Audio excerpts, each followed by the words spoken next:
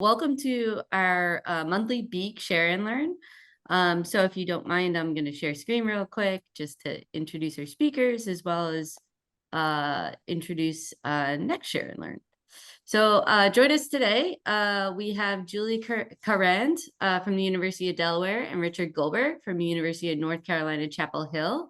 They're going to give a deep dive into what they presented at the ASEE Education Showcase at our ASEE Conference 2023.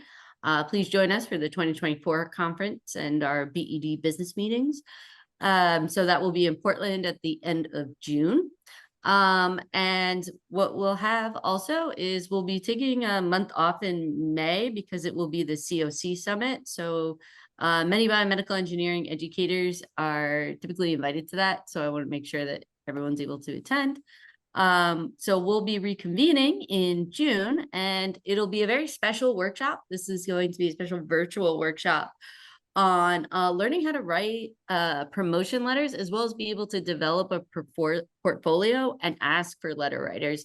So kind of both stages of promotion for those who are on teaching professor of practice, or the tenure track. So the prompt is what and how to get letter writers for promotion, getting them and writing them. The Zoom link registration is TBD, but I'll be sending that out shortly. But if you want, please mark your calendars for Thursday, June 6th from 12 to 2 p.m. Eastern time. And hopefully I'll see you guys there because I think that's a really important topic. And I definitely, when I went up for tenure, was very scared. I had to ask politely for letters. Okay. So without further ado, I'm going to stop sharing. We also post all of our Beak Share and Learns if you haven't checked out our website, so that if you want any resources, as well as check out our upcoming or past Share and Learns, as well as our spotlights, annual meetings.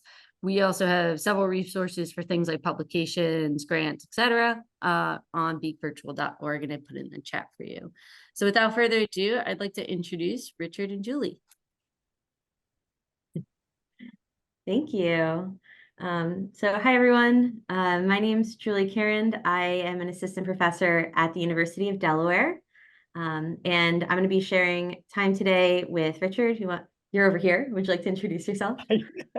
Hi, Richard Goldberg. I'm faculty at UNC Chapel Hill. And we have prepared a little co-presentation for you about classroom activities. And, part of that is also getting your experience with those activities and some ideas that hopefully we can brainstorm together to use in any of our classrooms. So I have some slides as well as a Jamboard that, yes, we're still using Jamboard in its final moments of living. And then hopefully we can get your ideas as well. So let me share those things with you. All right. Do you see my screen? Yep. Okay. So here's our presentation. And then we also have a Jamboard, and let me put that in our chat. Oh man, this is reminding me of teaching online. All right. So I also put a Jamboard there in the chat. So let's see if people can get into that. All right. So why don't Richard, why don't you go ahead and get started with your stuff, and we'll flip back to Jamboard when we need it. Yeah, well, actually, we're going to start straight with the Jamboard. So you see the prompt that's there. What challenges do you face in implementing new ideas or activities into your classes? So let's just take about a minute. Brainstorm as much as you can get down in that minute.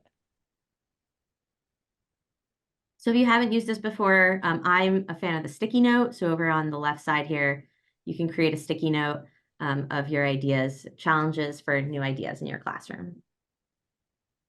Okay, so that's been about a minute. So these are all great ideas. Thank you for sharing these. If you could go back to actually, well, let's leave this for just another second. All these ideas here, I've done this a number of times, and I could have probably predicted almost all the ideas that you have there, which doesn't diminish. They're all great things to point out. But I think it was useful, instead of me telling you, oh, here's all the challenges that you face in implementing new ideas, to have you spend some time in thinking about it and getting in this mindset, and to have you do this. And so this is what we call a type of activity that I call a micro moment. So go ahead, back to the slides, and then go to the next slide. So you've just participated in a micro moment. So I've had you kind of as guinea pigs, as being students here for a moment. And so what I call a micro moment is something that you can implement in 2 to 30 minutes of classroom time. And we started doing this because we were running a faculty development program. It was through some Keen grant that we have, so it was geared around entrepreneurial mindset. But really, this could apply to anything. And we were trying to get people through this faculty development program to implement new ideas in their courses, but they were mostly thinking about big things like restructuring my whole class or doing a 3-week-long project, and those things are even more challenging to try and implement in your classes. And we thought, well, why don't we just let people get their feet wet and just do some small things around entrepreneurial mindset that they could do in their classes? And here's a great example.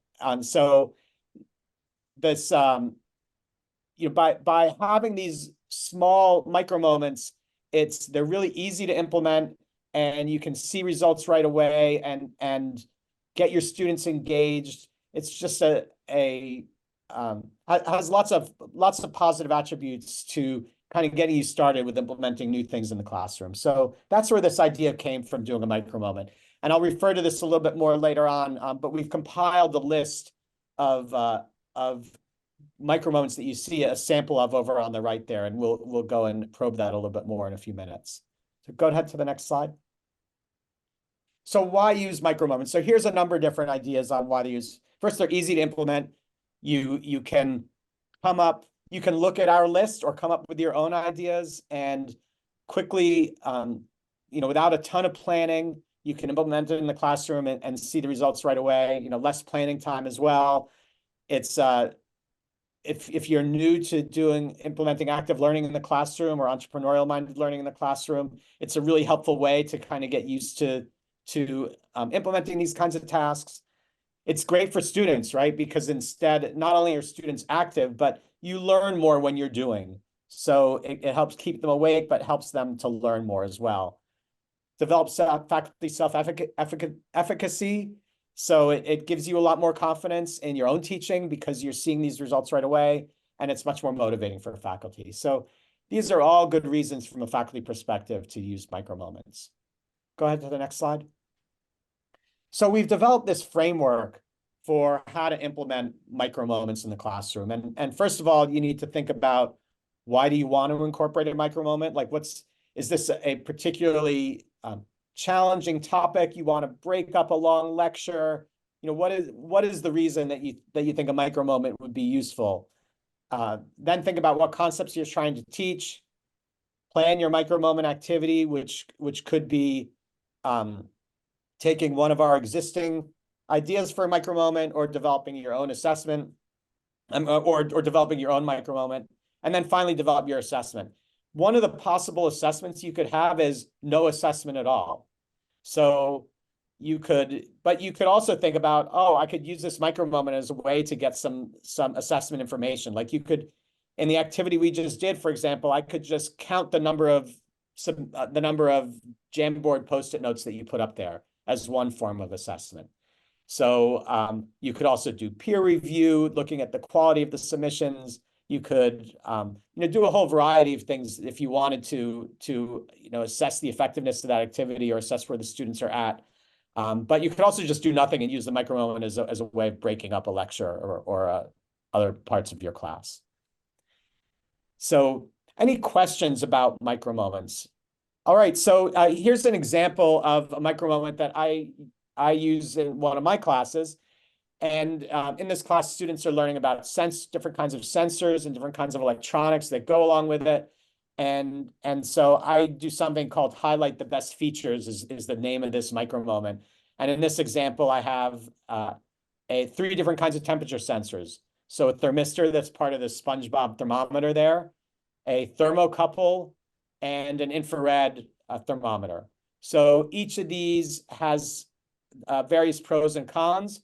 So I take 15 or so minutes of class time and have the students do a little bit of research. They come up with a list of pros and cons of each one, and then we can discuss it in class. And they can work on this individually or in groups, depending on how big of a class you have or how much time that you want to take.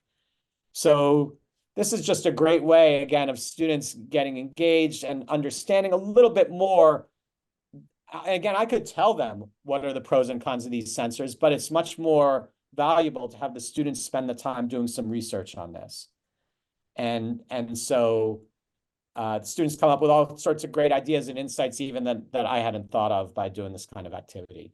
So again, this takes very little planning time to put something like this together. It takes 15 or so minutes of class time.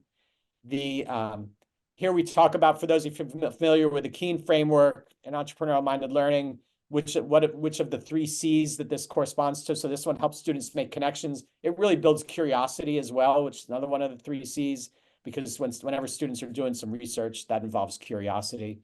So it gets into entrepreneurial-minded learning as well. Go ahead, the next slide. Oh, that's me. Oh, so okay, so actually what I want to do here is go back to the Jamboard and for you to take a few minutes and think, go to the second prompt on the Jamboard. So brainstorm some ideas on a new micro moment to implement in your class. So think about what you could do. And if you go to that website, which I guess you have to, you have to kind of select it. And can you copy this text? Yeah, you should be able to copy this text in there and pull up the micro moment site. And I can put it in the chat too. Yeah, put it in the chat too would be helpful. And Yeah. so once you're there, you can look at some of the example micro moments and see what might be useful for you to implement in your class. And you can sort these by how much class time they take, or which of the 3 C's for entrepreneurial mindset it promotes: curiosity, connections, or creating value. So why don't we take just a few minutes to, let's take maybe 5 minutes or so to work on that, and just put a Post-it in there of an idea that you have for how you could implement this in one of your classes. And then we'll talk about it after a few minutes. All right, so that's been 5 minutes. Great ideas here. Does anyone have anything like, oh, wow, I'm going to do this in class next week, or I have no idea how I would actually do this in class, or anyone have any comments having gone through this exercise and identifying some of these things? I feel like as I was trying to come up with the ideas, yeah, I was worried about time, but then I was also thinking that could probably just replace one of my slides, right? Like something that if it's something that I already think is important, it's probably already presented as content, and maybe I can pose it as a question as opposed to it being just like being dictated by me. Yeah. Yeah, great point. There's always a hesitancy of taking up any class time, even with a micro moment, something that's only a few moments of your class time. But yeah, there's something that it's replacing, and you're getting more value out of it by doing it this way. Any other comments? I had a question. Yeah. How long is everyone's classes? So for instance, we have ones that are 50 minutes and an hour and 20 minutes. 50 minutes, I hate. Yes. And that's definitely the case for us too. Nobody likes 50-minute classes. We minimize the numbers that we have. But yeah, for a 50-minute class, you got to be careful. You don't want to necessarily take up 15 to 30 minutes of it. You want to use some of the micro moments that are less class time. Anyone else have thoughts about that? I prefer 50-minute classes because I feel like you can basically do 3 activities and be done, and students are not bored of you and move on, right?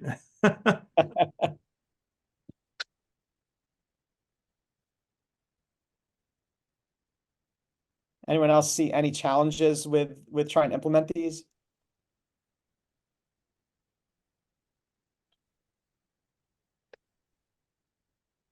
All right, well, why don't I turn it over to Julia there? I hope that you gained something valuable from this and are fired up to use some of this in your classes next week.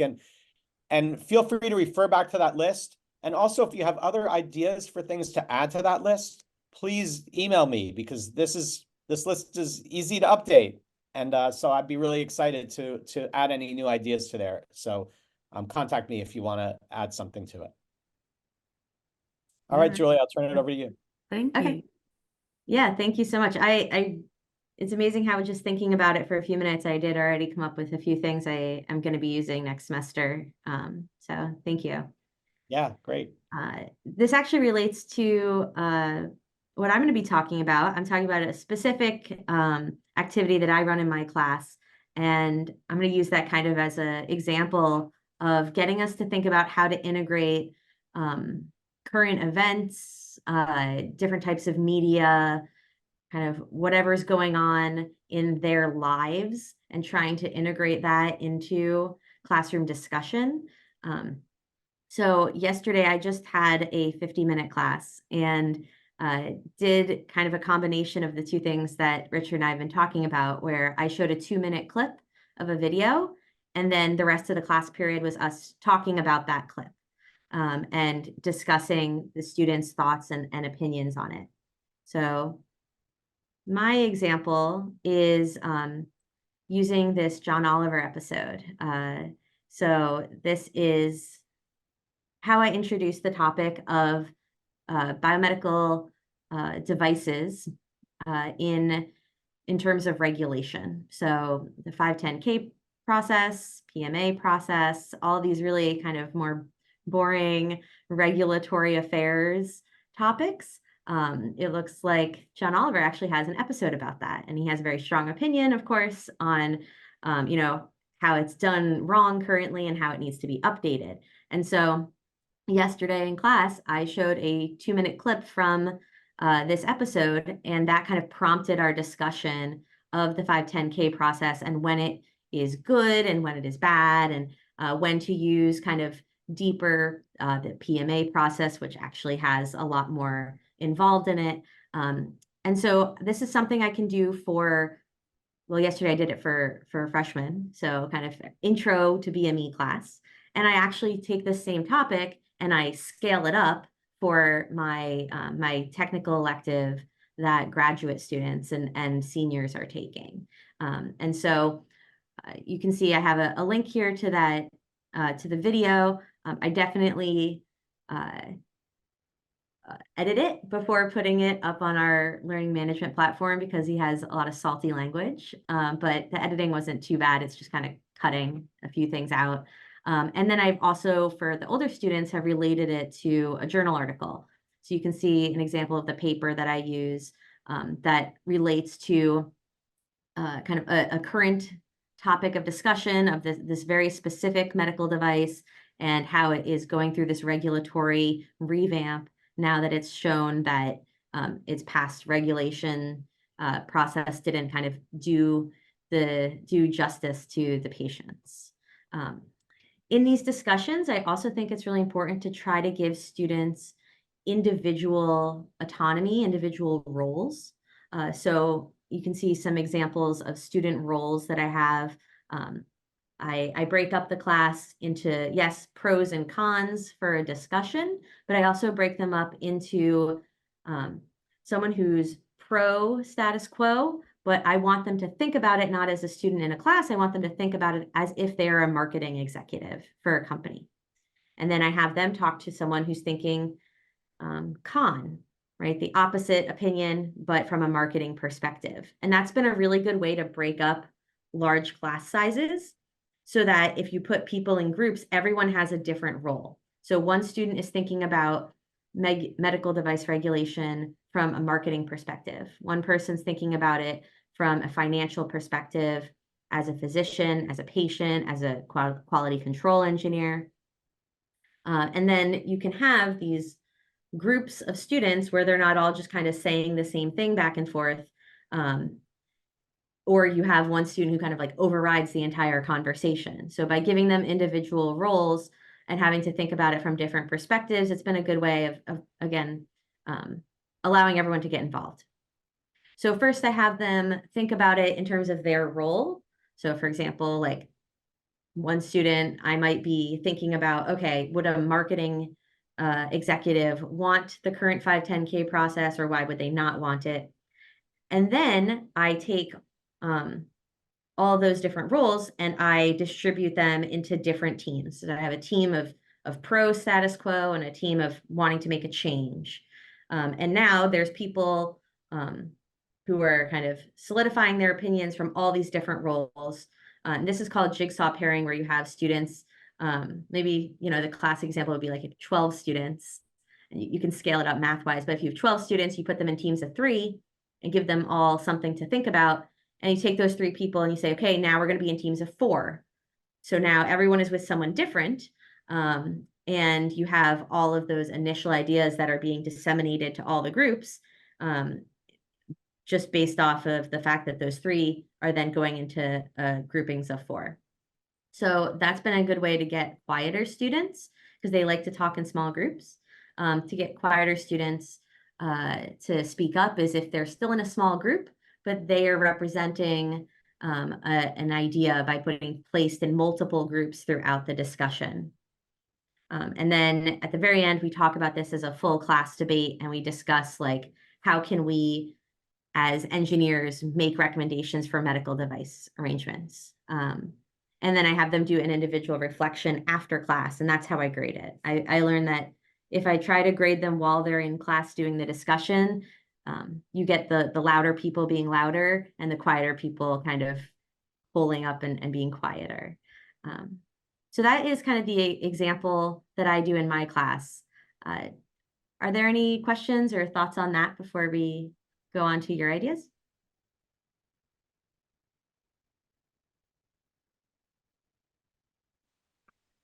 Yeah, I have a quick question. Sure.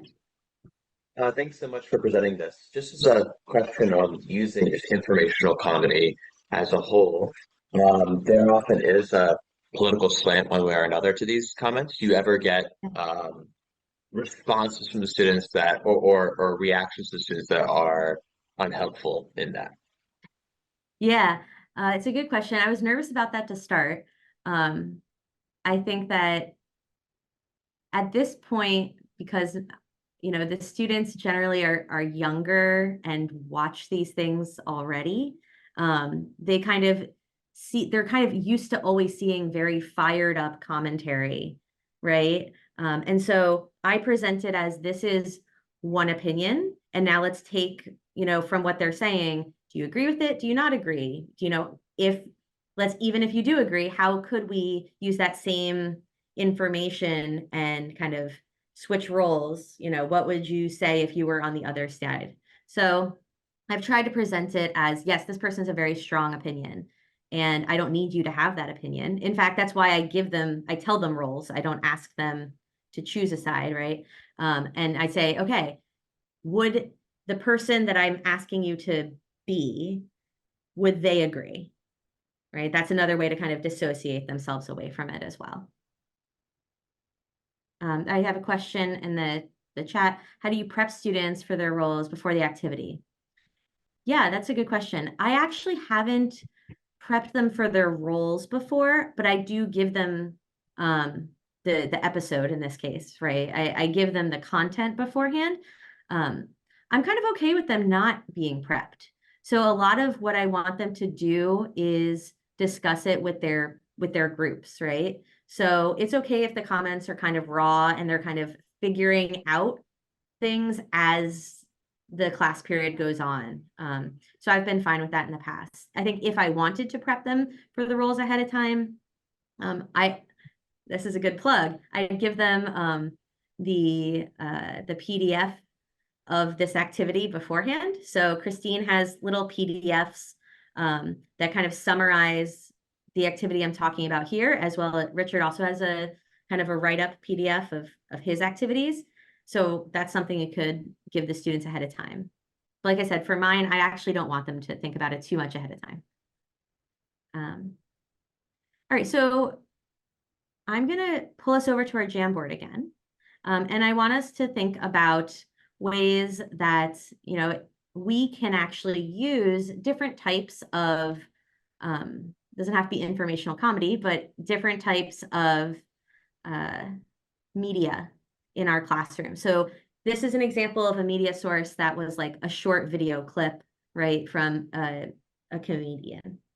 But there's a lot of different media sources that we might be able to use to inspire classroom activities.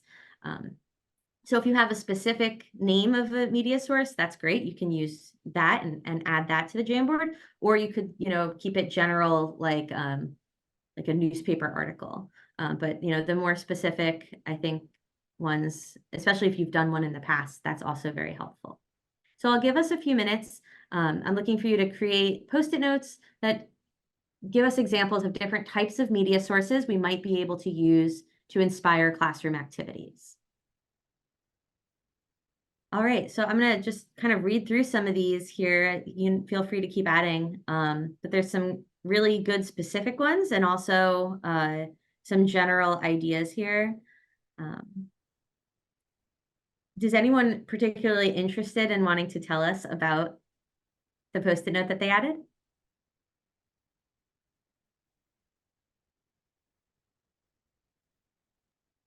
I can do mine.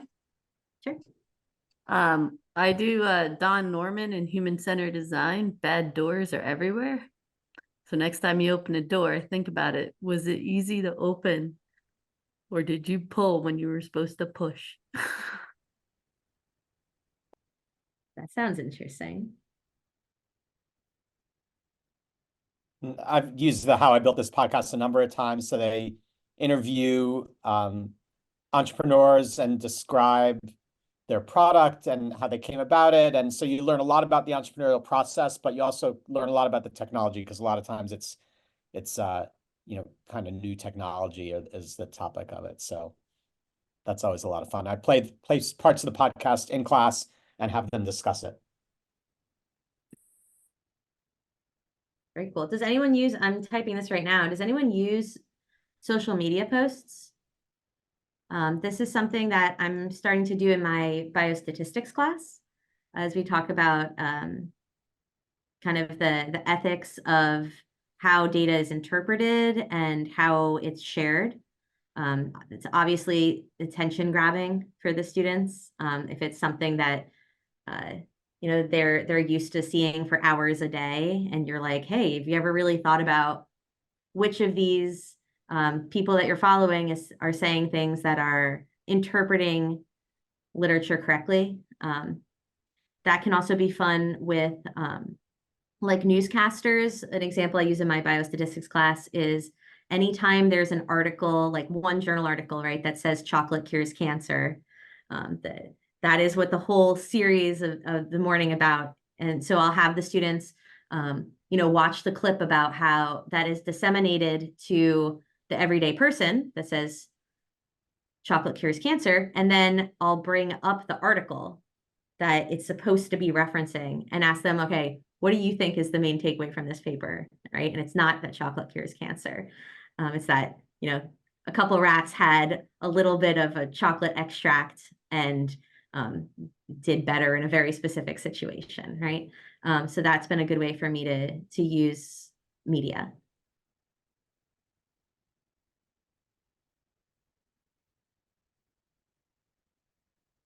So I use the bleeding edge too. But I actually use it as part of the discussion of the FDA, because a lot of the complaints from the movie were specific about the FDA failing, right? And then we actually talk about like, okay, so the hip band plant was it's a problem because of the 510(k) process, right? And so the discussion is, okay, then what would you change, right? Or like the sterilization procedure that they spend a lot of the time was like, the complaint is they didn't run adequate clinical trials on something that was going to be implanted for a lifetime, right? So the clinical trials only last a year. And so the question is, well, what's the alternative, right? Like, would you not release the project until you had somebody have it in their system for a lifetime, right? So that, I feel like I use that to base discussions on what the FDA is doing and what a company is doing to comply with the FDA. Because that's kind of the goal of the class, is really think about how, rather than just shock, I guess, is right, is rather than to think about, okay, what would be an improvement here? Yeah, that's great. Has anyone else used any of these before? I'm also curious what STEM TikTok is.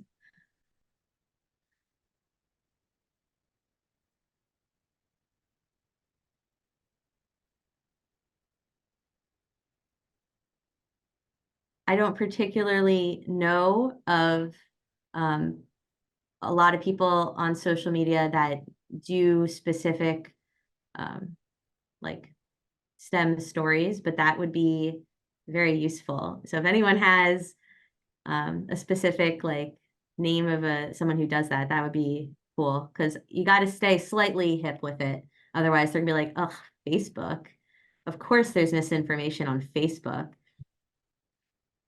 I have one that's a Instagram channel for designers Okay. who like 3D printing things. And that's nice because they walk through their design choices. Yeah, But I that's would great. love to know what STEM TikTok is, despite not being on TikTok. I think probably just some general things. You could also use it. It doesn't have to always be a discussion, right? It doesn't always have to be controversial. I like to show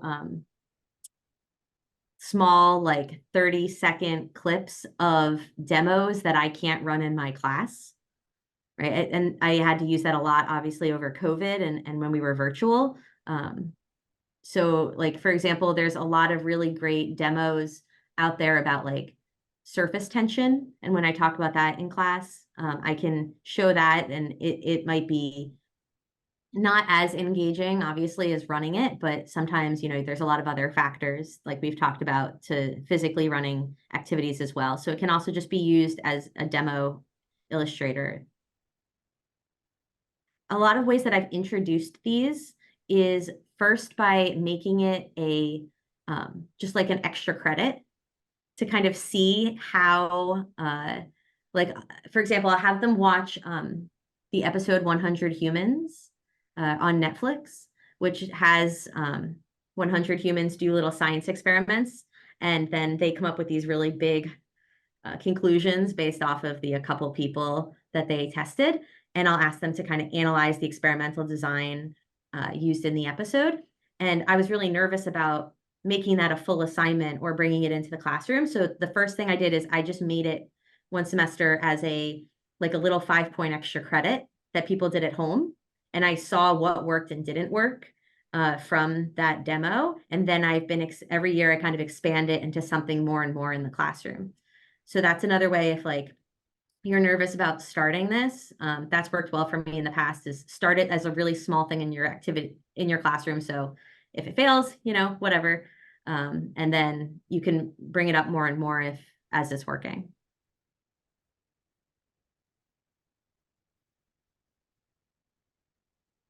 All right, so that is really kind of what I wanted to end on, is having us brainstorm those. And I know that some people and Richard, have 2 p.m. classes. So that's really what I wanted to share with you. I don't know if, Richard, you have anything else you want to share. No, we appreciate your participation and hearing all of your ideas, and that's what this is all about, to exchange ideas. Yeah, absolutely. So Christine, maybe if I can send these slides if anyone wants them, and I can, it also has the link to the Jamboard if people want to save some of those ideas later. I already copied it. So I also, the reason why I'm frantically, you see me moving around, is I'm taking notes. So I put it on the top of our report out. I put resources. So I put a resource to the key micro moments as well as your Jamboard. But if there's any other resources you want to share, just pop them in the chat right now and I can send those as well. And then I'll post as well as your handouts, which I put in the chat too for those who are attending. Perfect. All right. Well, thank you guys so much. Thank you. This was Thanks, awesome. everyone. Thank you. Great Thank you. ideas. Great ideas. See you guys.